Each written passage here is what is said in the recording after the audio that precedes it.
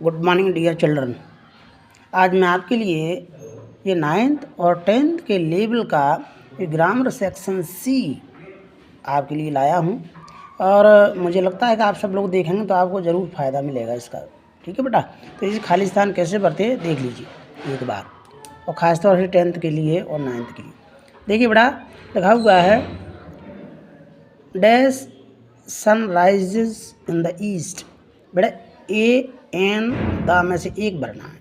तो मैंने आपको बताया था पहले भी, और नहीं पता हो आपको तो आप और जान लीजिए। जो हेवनली बॉडीज़ का नाम होता है बेटा, तो या फिर बोलेंगे यूनिक थिंग्स का नाम, तो उनके पहले बेटा द फिक्स आर्टिकल है, द सन आ जाएगा बेटा। इसमें क्या जाएगा, द लगा लीजिए बेटा इस तरीके से। जी लीजिए, यहाँ पर भी द लगा लीजिए बेटा ऐसे। ठीक है, चलिए next question. I didn't by dash mangoes. बेटा ये नेगेटिव सेंटेंस है और इस नेगेटिव सेंटेंस में हमेशा एनी का यूज़ करें। एनी का मतलब होता कोई, मतलब इसमें लिखा हुआ पास्ट इंडेफिनिट सेंटेंस है। आई डिडंट बाय मतलब मैं नहीं खरीदा, और एनी माने कोई भी, मैंगोज माने आम, मतलब मैंने कोई मैंगोज नहीं खरीदा। तो इसमें बेटा एनी आ जाएगा, इसमें एनी भर लीजिए। ठीक है बेटा, आप इस तरीके से भर लेना, मैनेज कर लेना। See they dash completed their work, मतलब उन्होंने काम कर लिया।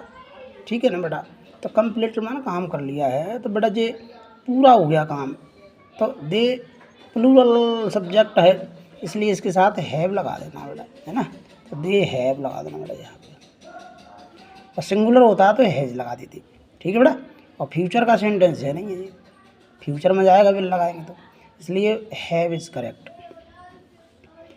D dash you live long. बेटा जी इच्छा व्यक्त की जा रही है, किसी की को शुभकामना देते हैं, इच्छा व्यक्त करते हैं, उसके लिए मे का यूज़ करें बेटा ऐसे, और पॉसिबिलिटीज़ के लिए भी मे का प्रयोग कर सकते हैं।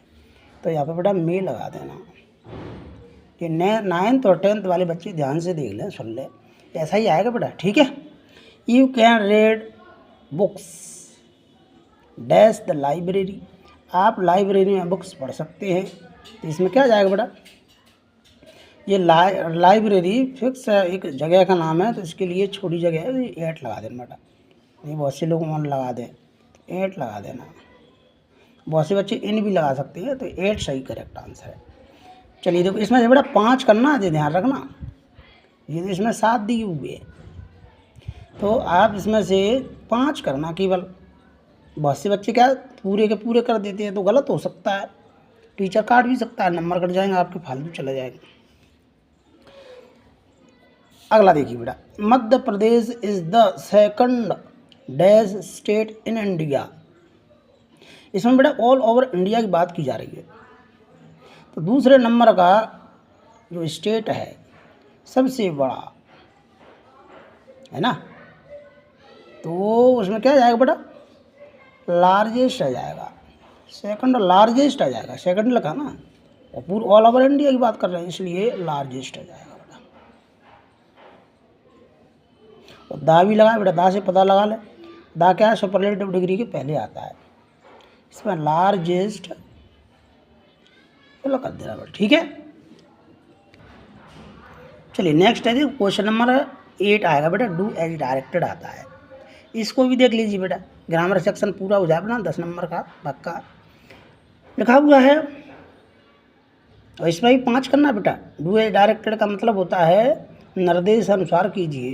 तो लिखा है इन द पार्क, फिर ऑब्लिक में वाज प्लेइंग, फिर ऑब्लिक में ही, और फिर इस तरीके से लिखा हुआ आपको सबको दिखाई दे रहा है, जूम करके देख लेना बेटा अच्छे से। अब देखिए ध्यान से बेटा, इसमें अरेंज करना है, इसको लिखा है, और मेक मीनिंगफुल सेंटेंस। मीनिंगफुल का मतलब होता है सार्थक सेंटेंस बनाए, सार्थक वाक्य बनाए जिसका कोई मीनिंग निकले। तो देखो बेटा, इसको रीअरेंज करना है, तो कभी भी देखो तो आप सबसे पहले सब्जेक्ट देखना बेटा, कहाँ है सब्जेक्ट, इसमें ये है बेटा ही। तो बेटा ही को मैं आपको यहाँ बता देता हूँ, देखो नीचे पहले ही लिख लेते हैं, ये लिख लिया हमने ही, ठीक है बेटा। फिर क्या लिखेंगे, हेल्पिंग वर्ब। अब हेल्पिंग वर्ब क्या है बेटा, वाज है, तो वाज लगा दीजिए ऐसे, ठीक है, ही वाज। और फिर क्या हो जाएगा बेटा, मेन वर्ब आएगी। मेन वर्ब क्या हो सकता है, ही वाज प्लेइंग आ जाएगी बेटा, जी देखो, ही वाज प्लेइंग, इस तरीके से देखना है बेटा। कहाँ खेल रहे थे बच्चे, और क्या खेल रहे थे, इससे पहले ये ऑब्जेक्ट आएगा, ऑब्जेक्ट बेटा फुटबॉल है इसमें, तो ही वाज प्लेइंग फुटबॉल कर ली बेटा। और फिर बेटा जगह का नाम, in the park, in the park, ठीक है बेटा। चलो now come to the next question.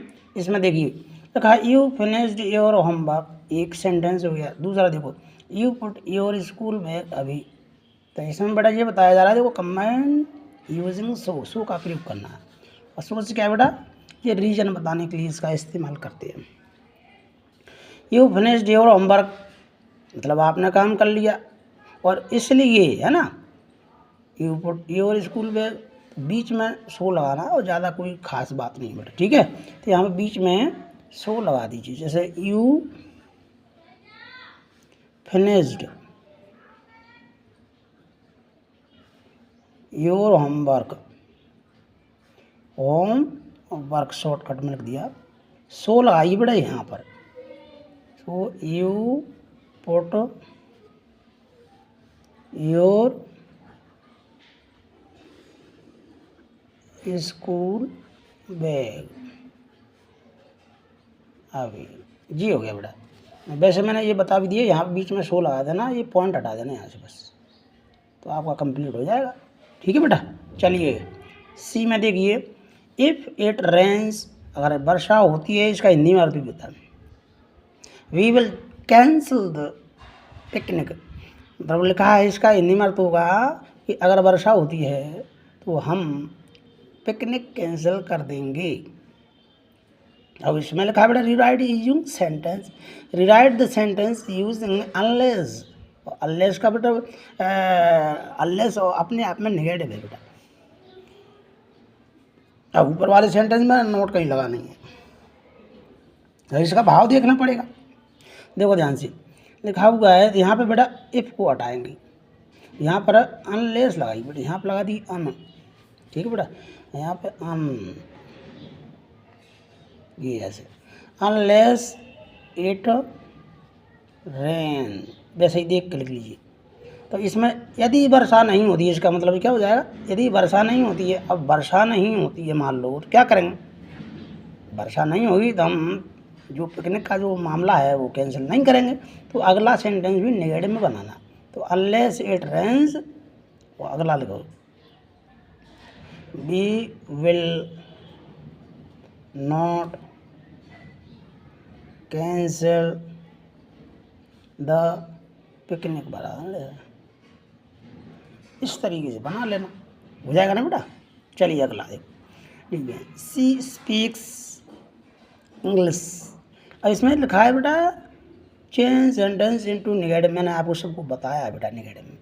इसमें ये प्रेजेंट इंडेफिनिट का सेंटेंस है, पहचान लिया करो, ऐसा लगा है। इसमें बेटा सिंगुलर के साथ डज नॉट लगा देना, तो सी डज नॉट स्पीक इंग्लिश, एक सौ को हटाना पड़ेगा, सी डज नॉट, और डजंट भी बोल सकते, डज नॉट स्पीक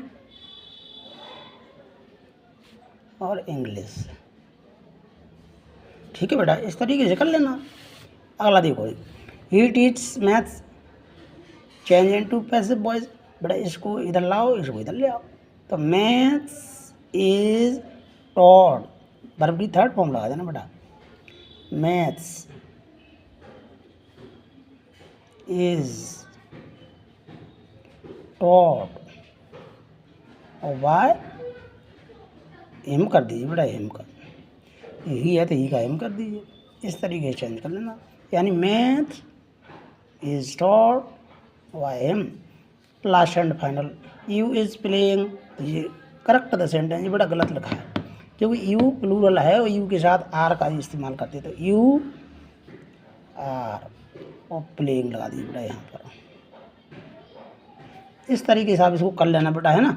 10th के बच्चों को कल पेपर है मंडे को, इसलिए ध्यान रखना बेटा, ठीक है। ओके, और सभी बच्चों तक शेयर कर दो इसको बेटा, इसी तरीके से कर लेना सभी बच्चे।